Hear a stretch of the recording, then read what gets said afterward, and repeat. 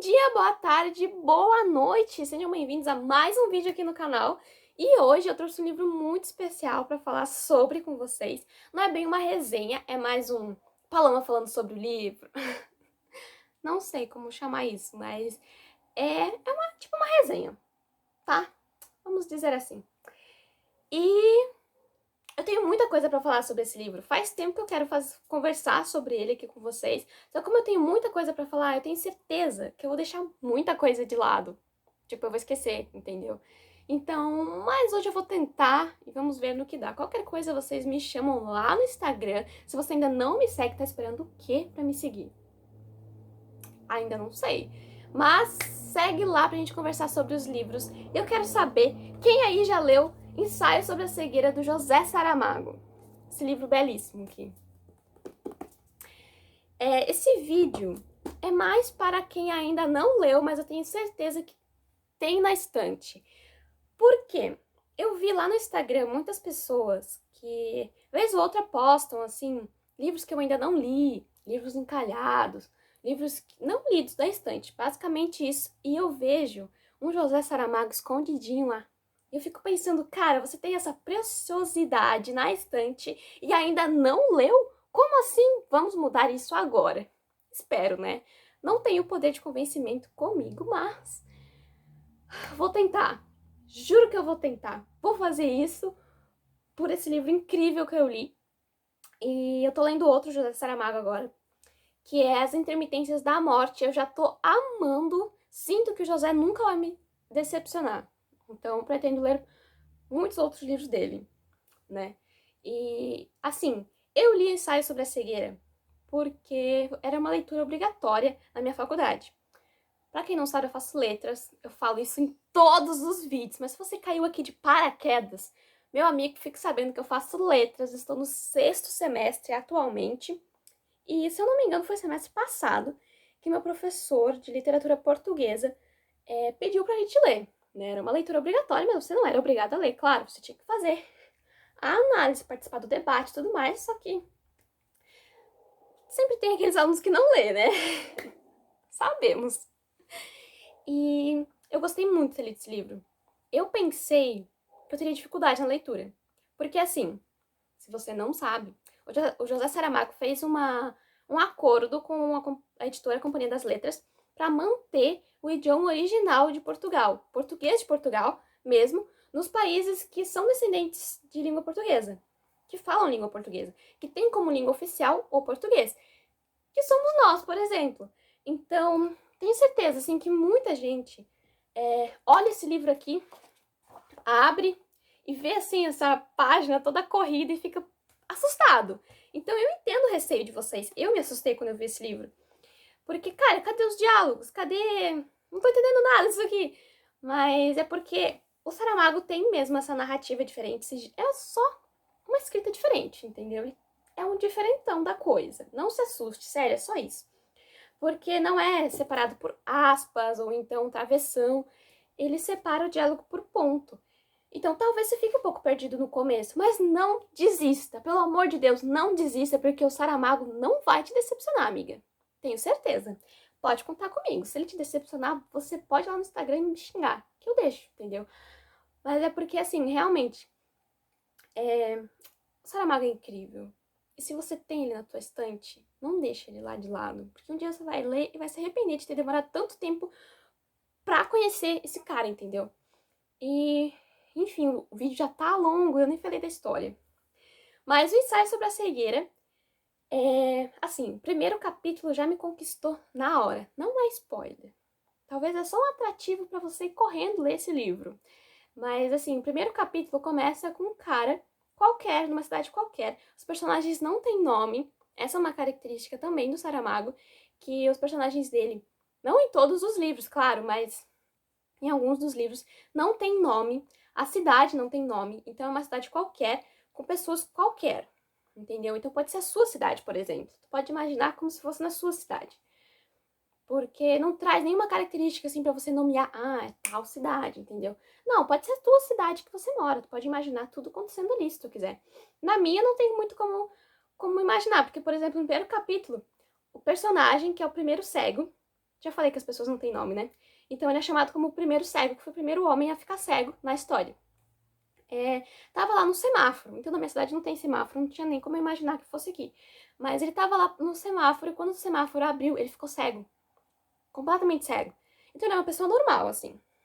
De boa, na lagoa, dirigindo o meu carro, de repente ele ficou cego, entendeu? Então, óbvio, ele entrou em desespero. Eu achei isso muito bacana, porque eu me senti como personagem, entendeu? É por isso que eu gostei muito desse livro, porque era como se as coisas estivessem acontecendo comigo, e eu gosto disso. E ele descreve muito bem, sabe? E para diferenciar um pouco, não é uma cegueira comum, não é uma cegueira física, digamos, a cegueira que nós estamos acostumados a conhecer, no caso. Os personagens ficam cegos, assim. Eles mesmos descrevem que é como se estivessem mergulhados num mar de leite, porque é a cegueira branca. Que é como se tivesse uma capa, uma película branca no seu olho. Claro que visualmente tá normal, mas você não enxerga nada, como se estivesse vendo tudo branco, tudo claro. É sempre dia, nunca escurece. É muito interessante isso. E deixa eu pensar, que eu já esqueci o que eu ia falar. Ah, tá.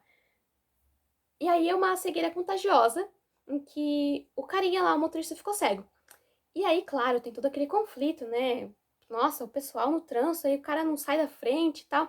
E aí um cara vai, um outro ser humano lá, né? Outro homem da história, vai e ajuda ele, leva pra casa e tudo mais.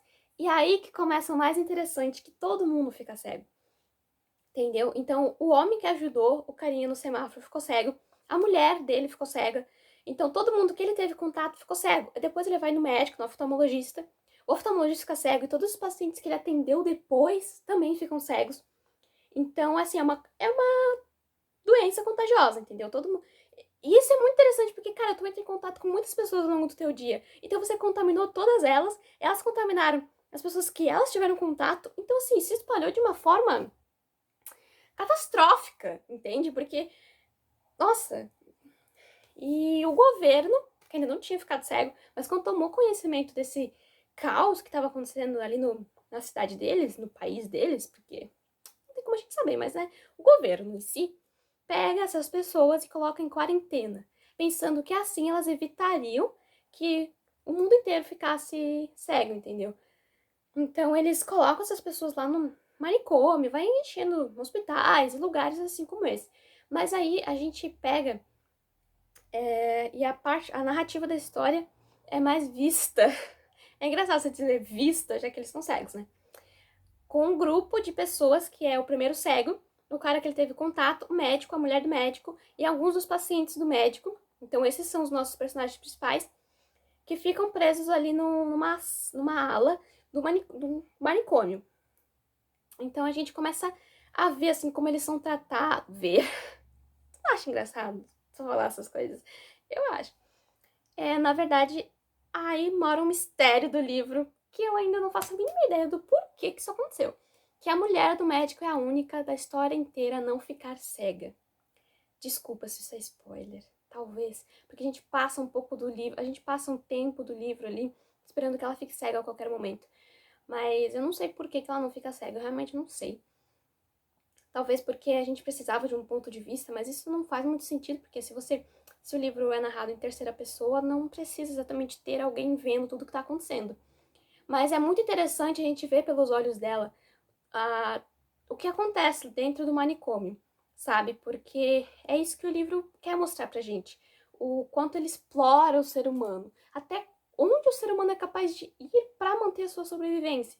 Então lá eles são mantidos assim, em estado. Falei demais. Estado deplorável mesmo.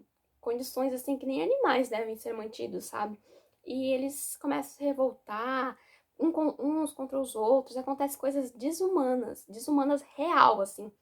Coisa que você fica perturbado, coisa que você. Eu senti ânsia de vômito em algumas cenas do livro, porque era muito pesado. Eu fico pensando, cara, eu não acredito que isso tá acontecendo. Eu tenho certeza que isso acontece lá fora, em algum lugar desse nosso mundo gigantesco.